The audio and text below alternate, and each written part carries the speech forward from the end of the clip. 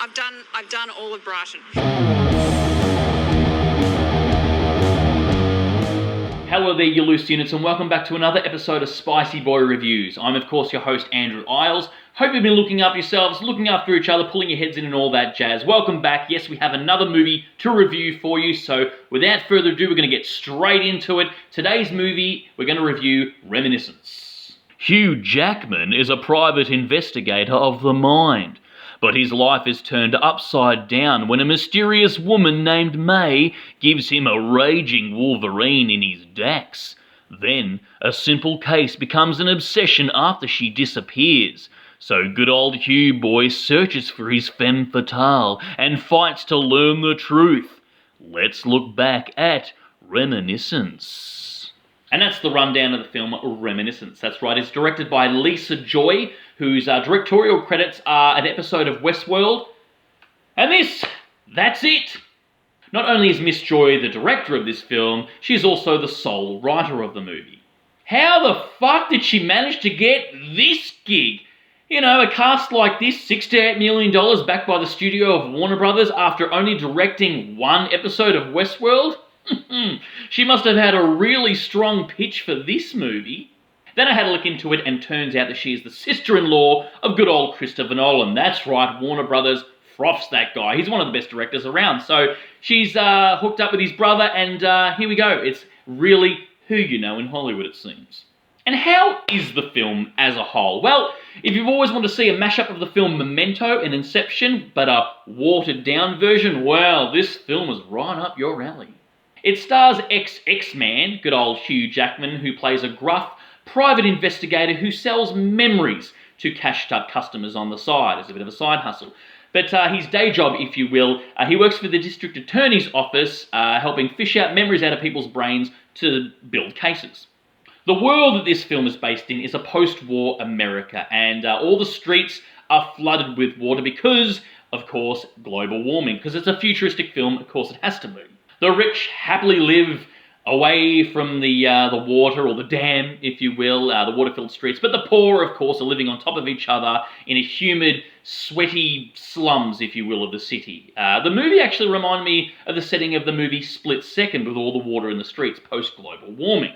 Tandy Newton also pops up as Hugh Jackman's right-hand helper. That's right, it's good to see her on the big screen again. I haven't seen her for a little while. But yeah, she's awesome in this. She's an absolute badass in this film. She gets an awesome shootout scene halfway through the film. This movie is obviously heavily inspired by noir detective films of the 30s. We've got mysterious dames, red dresses, jazz lounge singing, even gruff poetic narration throughout the whole bloody movie. Even Hugh Jackman's costume is the loose necktie and the popped-up collar of an overcoat, doing his best Humphrey Bogart impersonation. Good old Hugh boy hooks up with Rebecca Ferguson, and they have a fleeting romance for what I can only imagine goes for a couple of months, and then, whoom, she disappears, and the movie goes into full-blown detective story. Like I said, they're only dating for about a couple of months from what I can gather from the story, but Hugh Jackman turns his life upside down trying to find this woman. A couple of months screw in there, I tell you what, the roots must have been off the hook. That's right, bloody Hugh Jackman becomes a stage 10 clinger.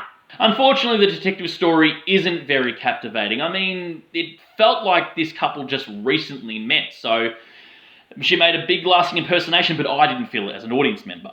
The story wasn't super clear either. There was a lot of different reveals and little plot twists that came out of nowhere.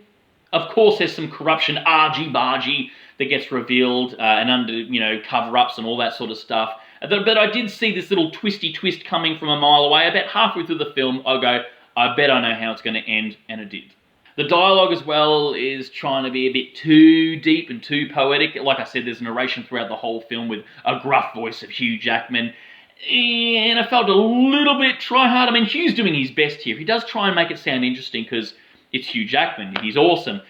But it came across as a bit too cool for school, or too cold for college, or too refrigerate to educate. We get a lot of cop-outs too, that's right. You might think that there's some action going on, or some dangerous plot twist that's happening, then BAM! The person wakes up in one of those memory tanks, and it was all a bit of a cop-out. I see what you're doing there, film, for the third time now.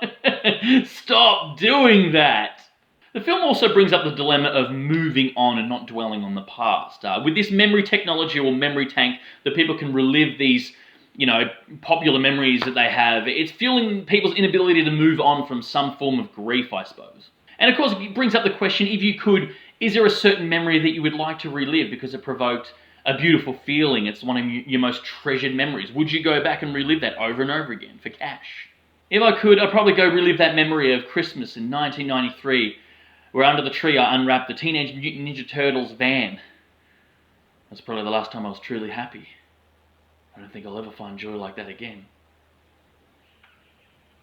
Although the movie does really look okay, it looks pretty good, I have to admit. The shots are pretty amazing. The DOP works good, couple of like nice little angles and stuff like that, and the lighting's pretty well done. It does look, however, it was filmed on sound stages and on backlots, and looking at the studio, it most definitely was.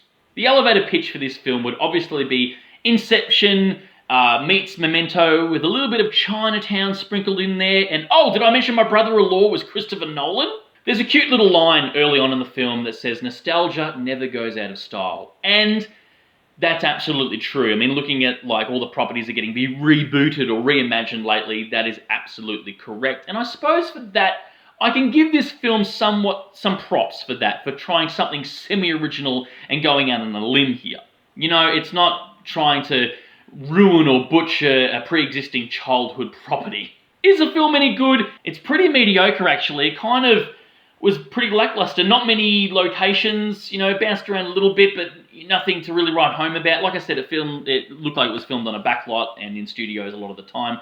It was a bit of sort of nothing. It felt like it could have been amazing, but again, it's like a watered-down version of Inception. I'm not really going to give it a rating, I suppose. It's just okay. It passed the time. If it goes on streaming services, go watch it. But a cinema experience, I don't know if I'd pay $20 to see it. Hugh Jackman is Hugh Jackman, Tanya Newton's awesome, and that's about it. Anyway, guys, that's my little cheeky review of Reminiscence. Please give this episode a like if you could. Your love and support helps this channel, and we really appreciate it because we're not sponsored or anything. We just love movies. And of course, don't forget to subscribe because we give out episodes weekly, and become a spicy one if you will. And as always, we'll see you next week. Stay spooky, kids.